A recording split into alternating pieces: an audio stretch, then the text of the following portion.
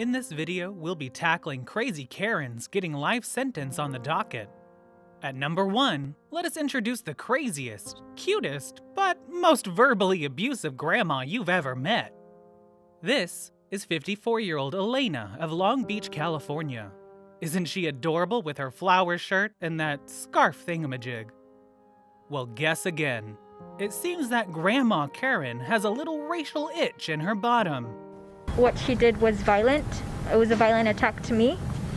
So it should have been the maximum amount of 6 months. And what kind of message does it send to other perpetrators, other people, other violent racists out there, that you can just assault someone, you can push them to the ground and only walk away with a 45-day sentence? Didn't see that coming. And here's where it gets interesting. That same day, someone got another verbal whipping from Grandma Karen. Go back to China. Go back. Thank you. Go back to China. Thank you so much. No, take I care appreciate of your opinion. property. Please stay back because you don't have a mask on. An investigation was opened shortly after, but our not-so-friendly neighbors seemed to be on the run. But the hiding was short-lived. This is not your place.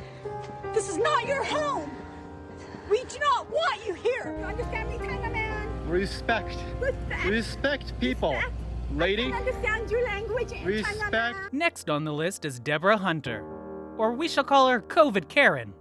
Even though this one is short, there is nothing sweet about it.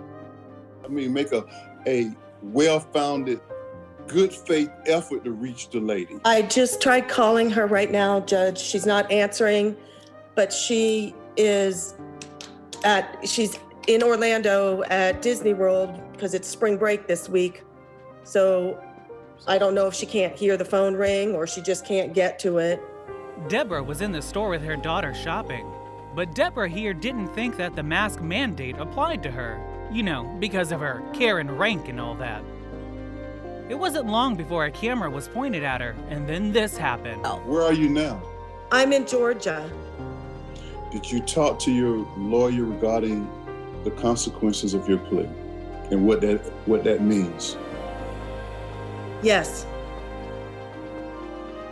You understand that you can get up to 60 days in Duval County Jail, as well as a 6-month probationary period. You understand that? Now, as disrespectful as this was, the fact that it was at the peak of a pandemic only made it worse. But the step off the edge of the cliff was who she decided to cough on. Heather Sprague, a cancer patient who already had her own list of health risks to deal with. Deborah was charged and sentenced to 30 days in jail. Here is her statement in court. Where are you now? I'm in Georgia. Did you talk to your lawyer regarding the consequences of your plea and what that means? Yes. You understand that you can get up to 60 days in Duval County Jail, as well as a 6-month probationary. If you thought coughing on a cancer patient was bad, how about racially profiling and then attacking a 14-year-old boy all over an iPhone? Now this Karen is probably the most famous one yet, not only getting the attention of the internet, but even personal news and interviews on television. Okay, so basically, I'm a 22-year-old girl. Racism is, how is one girl accusing a guy about a phone a crime? This is Mia Posetto, who has accused 14-year-old Keon of stealing her iPhone. And hold on, did she just say, "Take the case off, that's my phone"? So wait, he stole the phone and had a random case sitting around to cover it up? Come on! No, I'm not letting him walk away with my phone. Better get on somewhere.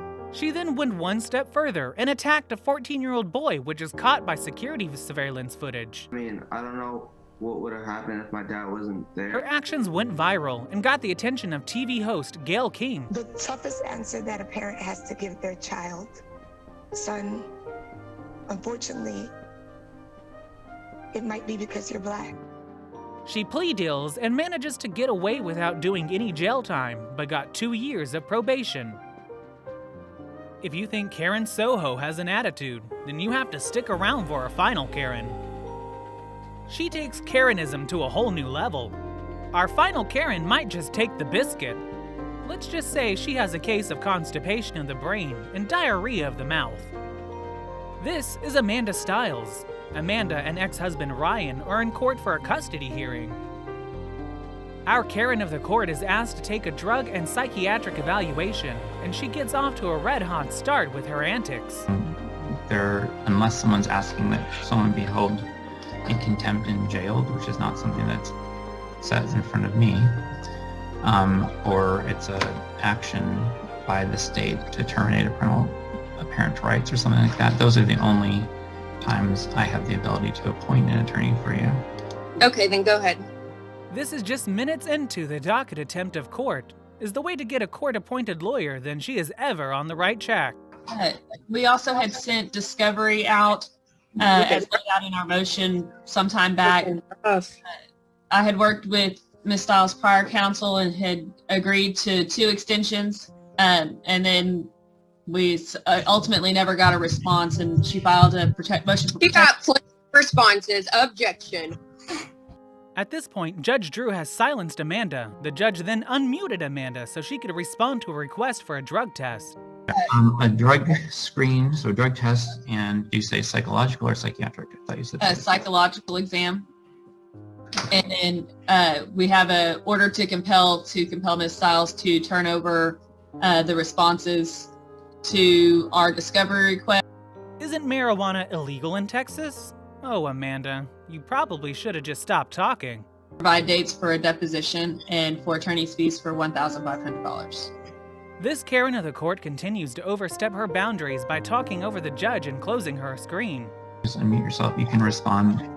What is your response to those things? Let's go with the drug screening part. Do you have an objection to taking a drug test? I'm not going to pay for it because I'll tell you up front I'll file for marijuana.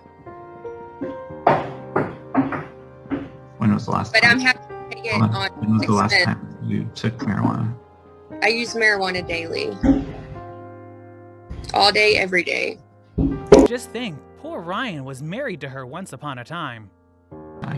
Okay, it's pretty easy. So you use marijuana all day, every day?